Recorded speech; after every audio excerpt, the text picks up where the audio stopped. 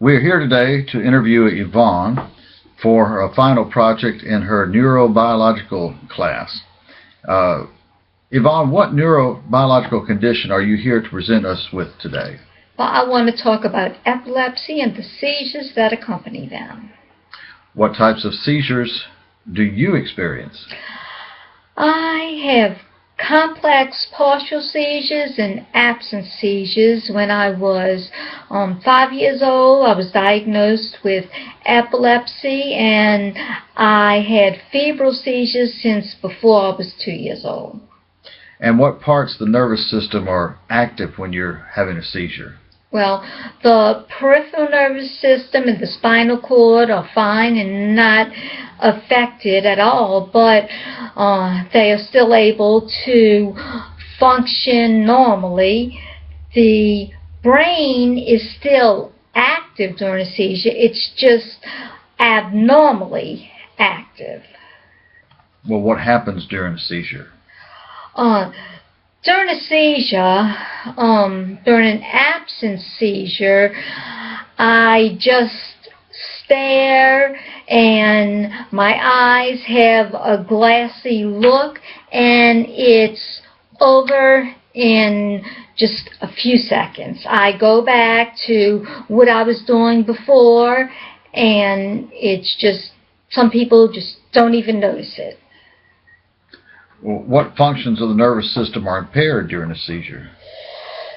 Well, the brain is definitely impaired when I'm having a seizure, and it causes me to lose motor function, which is the motor function that's also impaired.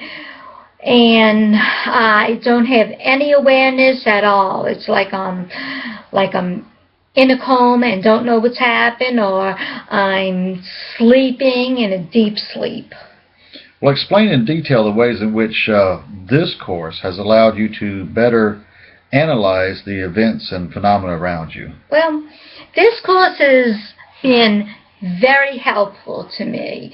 It's presented an abundance of information, and with the lectures and the labs and guest speakers, being able to see all of that and hear it, it made it more memorable to me, and I can now see the difference between central nervous system disorders and peripheral nervous system disorders, and it tremendously has helped me to distinguish symptoms of these disorders. I go to a nursing home once a week, and